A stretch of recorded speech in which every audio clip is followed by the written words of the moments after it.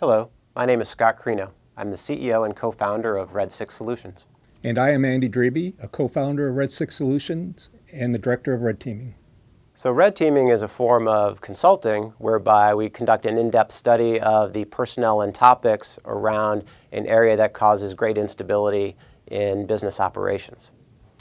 We conduct red team exercises to see these destabilizers from a different perspective, particularly the threat perspective, what it is that they are doing, and try to get in the mind of the threat as they attempt to adapt their business operations to bypass any type of mitigation that is being implemented by law enforcement or various organizations.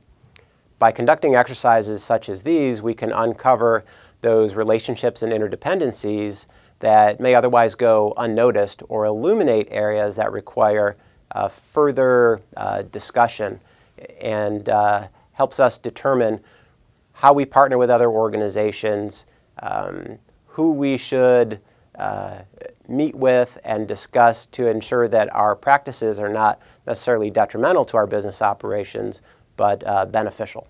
Before Andy describes the exercises, I'd like to lead off by thanking the Chamber, particularly Glenn Spencer and Michael Billett, for their assistance in the planning and execution of the event, and also to the many Chamber members that participated in this exercise. Thank you, Scott. So for this exercise, we wanted to establish an operational environment, and the operational environment we were describing was human trafficking and the scourge it presents worldwide.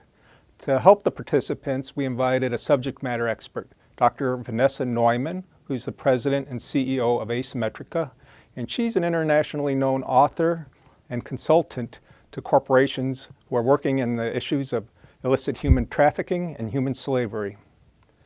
Vanessa helped put all the participants in the right frame of mind for the exercise, and then to help them even further, we presented them with a scenario.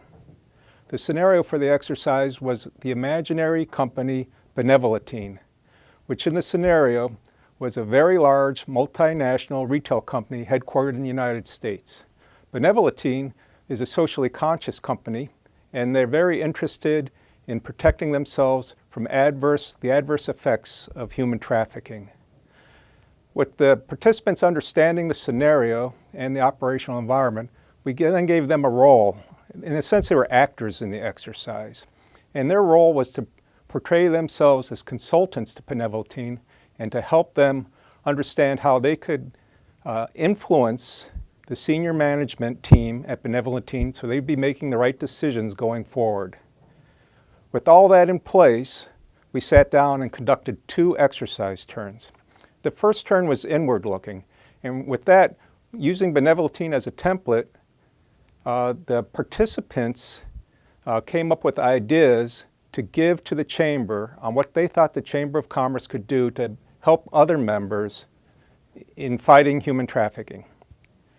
After we completed that turn and the ideas we've gathered from it, then we switched to an outward-looking view.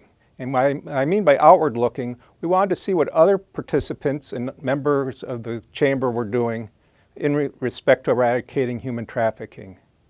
In that regard, each participant gave the ideas what they were doing to help eradicate human trafficking within their organization, and then also what they had seen working within their industry sector. In the 2 turns, we had a lot of discussion and a lot of contribution from the members and a lot of bright ideas. We collected that information, and you could think of it as data, and that data is what we use to inform our recommendations that we provided to the group. So the group decided on 3 action items to move forward. The first is for the Chamber to become a clearinghouse for data, information, and tools. The second would be to identify any potential conflicts of interest where government policies may impede anti-human trafficking efforts made by the members. And finally, find opportunities to partner with nonprofit organizations and third-party organizations to help improve our toolkits. We would like to thank the Chamber, the exercise participants, for all of their assistance in conducting this exercise, and we would like to urge additional Chamber members to get involved in the task force for the eradication of human trafficking. Thank you.